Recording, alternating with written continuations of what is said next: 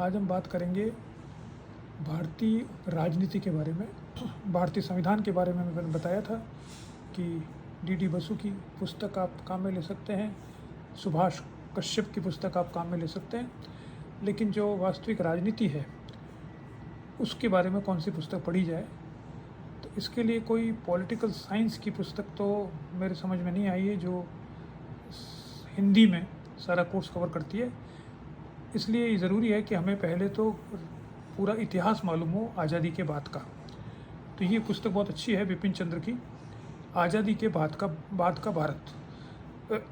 इसकी वो पुस्तक भी आपने पढ़ी होगी, स्ट्रगल फॉर फ्रीडम, जो राष्ट्रीय आंदोलन पर किताब है। ये उसका दूसरा हिस्सा है। इसमें 99 तक का इतिहास दिया गया है और ये अब हिंदी में भी उपलब्ध है। बहुत अच्छी पुस्तक है ये। इसमें 1947 से 2007 तक का कहा गया है, लेकिन इन्होंने विपिन चंद्र जी ने 1999 तक का लिखा था, बाद में शायद अपडेट और कर दिया गया होगा। इस पुस्तक में आपको सारे वो तथ्य और उन तथ्यों का संदर्भ मिल जाएगा जो भारतीय राजनीति में महत्वपूर्ण है। इसके चैप्टर्स आप देखिए। पहला चैप्टर तो यही है कि इस भारत के आज़ादी से पूर्व भारत की क्या स्थिति थी, उपनिवेशवाद की, राष्ट्रीय आंदोलन की विरासत, संविधान और उसके प्रमुख प्रावधानों का विकास, संविधान की संरचना, मूल विशेषताएं, संस्थाएं। देखिए, ये किताब तो इतिहास की है, इतिहासकारों ने लिखी है, लेकिन ये पुस्तक राजनीति विज्ञान के लिए बहुत महत्वपूर्ण है, क्योंकि इंडियन पॉलिटिक्स, या इसे हम कह सकते हैं कि ये पॉलिटिकल हिस्ट्री ऑफ इंडिया है, जो बिल्कुल ही जितना हो सकता है उतना वस्तुनिष्ठ तरीके से लिखा गया है। तो इसमें देखिए, राष्ट्र के रूप में भारत का गठन, इसमें 4 चैप्टर हैं। यानी इसमें क्षेत्रवाद, क्षेत्रीय असमानता, जनजाति लोगों का एकीकरण कैसे हुआ, राज्यों का जो थे देशज राज्य थे उनका एकीकरण कैसा हुआ, इन सब के बारे में इसमें बताया गया है। इसके अलावा इसमें 1951 से 1964 की उपलब्धियों के वर्ष बताए गए हैं, नेहरू युग के,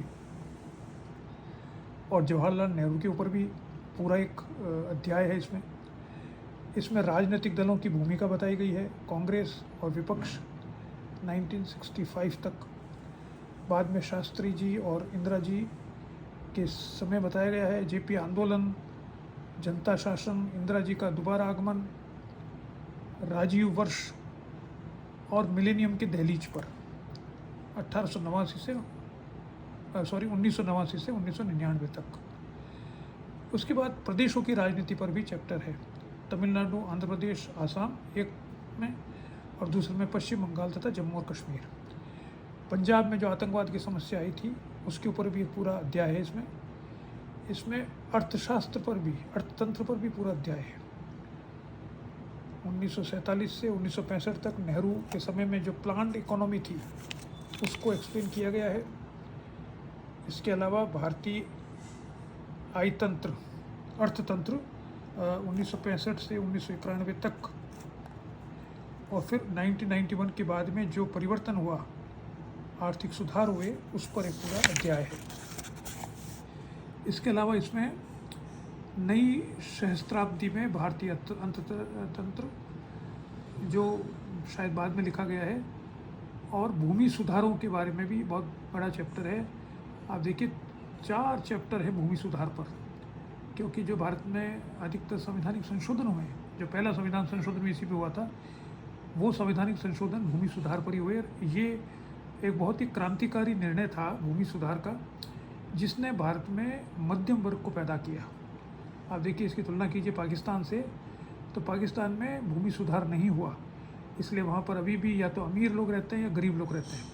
मध्यम वर्ग अभी उतना सशक्त नहीं बन पाया जितना भारत में बना, क्योंकि यहाँ पर भूमि सुधार हुआ। इसके अलावा इसमें कृषि विकास और हरित क्रांति के बारे में आपको बताया गया है। आज़ादी के बाद के खेतिहर आंदोलन के बारे में इसमें बताया गया है। सांप्रदायिकता जो एक बड़ी समस्या रही है भारतीय चुनावों में, या समय समय पर भारत के शासन और व्यवस्था को इससे चुनौती मिलती रही है, तो उस सांप्रदायिकता और राज्य सत्ता का दुरुपयोग, इस पर भी विचार किया गया है। इसके अलावा जाति अस्पृश्यता, जाति विरोधी राजनीति और रणनीतियाँ, ये भी एक पूरा चैप्टर इसमें है। और बहुत महत्वपूर्ण इसमें अध्याय है भारतीय महिलाएं। देखिए आप, ये बहुत बड़ा ये चैप्टर तो नहीं है, लेकिन ये करीब 14 पेज का चैप्टर, कितना 24 पेज नहीं 14 पेज का चैप्टर है। इसमें महिलाएं का क्या भूमिका रही है आज़ादी के बाद, इस पर प्रकाश डाला गया है।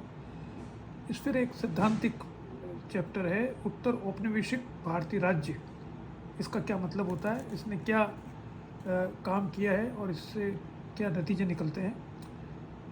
इसके अलावा प्रशासनिक संस्थाओं यानी ब्यूरोक्रेसी के ऊपर भी इसका एक पूरा चैप्टर है। और अंत में नई सहस्त्राब्दी की दहलीज पर उपलब्धियां, समस्या और संभावनाएं। ये लगभग 750 पेज की पुस्तक है।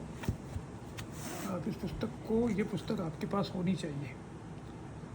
इसको आप पढ़ लीजिए और इसको पढ़ने से आपको महसूस होगा कि आपको भारतीय राजनीति के ये जो 50 वर्ष हैं इसके बारे में बहुत कुछ जानकारी मिल गई है। अब देखिए, इसकी पुस्तक के बारे में जिन्होंने टिप्पणियाँ की है उसमें एक हैं अतुल कोहली, जो भारतीय शासन और राजनीति के बहुत बड़े विद्वान हैं, और उनकी स्वयं की पुस्तकें भी हैं भारतीय शासन और राजनीति पर, लेकिन अंग्रेजी में है, हिंदी में तो उपलब्ध नहीं है।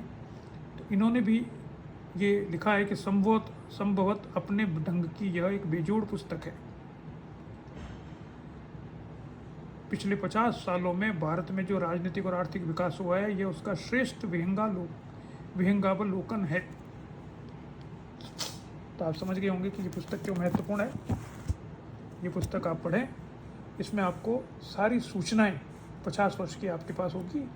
फिर वो पॉइंट वाइज तो आप स्वयं इसके नोट्स बना लीजिए जो आपके परीक्षा के हिसाब से महत्वपूर्ण। ठीक है, नमस्कार।